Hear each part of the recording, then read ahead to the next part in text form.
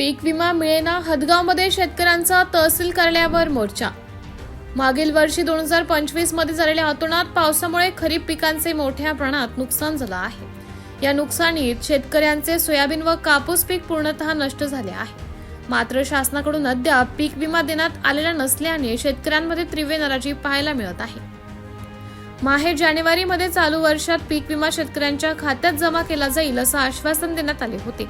मात्र अद्याप पीक विमा जमा न झाल्याने आज हदगाव तालुक्यातील शेतकऱ्यांनी तहसील कार्यालयावर मोर्चा काढून निवेदन देत जोरदार निदर्शने केली।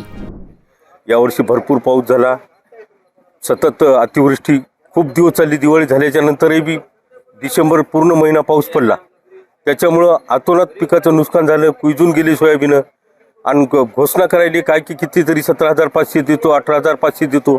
आजपर्यंत कुठलाही नवा रुपया शेतकऱ्याच्या दमडीसुद्धा शेतकऱ्याच्या खात्यात न दिल्यामुळं आम्ही आमचा आक्रोश म्हणून आम्ही येत्या 15 दिवसाच्या उलटून गेल्याच्या नंतर 16व्या दिवशी आम्ही तहसील कार्यालय हदगाव येथे आमच्या नाईलाजास्तव आम्ही उपोषण करणार आहोत। आम्हाला पैसे न दिल्यामुळे नाही, परंतु आमचं आता आम्हाला कुठं न्यायच मिळून झाला। अगोदर निवेदन देऊन सुद्धा देईन झाले, मग आम्हाला नाईलाज आहे। आमचं नुकसान झालं, आम्हाला शासन देत नाही। शासनावर रोष व्यक्त करण्यासाठी आम्ही उद्या उपोषणाला बसणार आहोत। लोकनायक न्यूज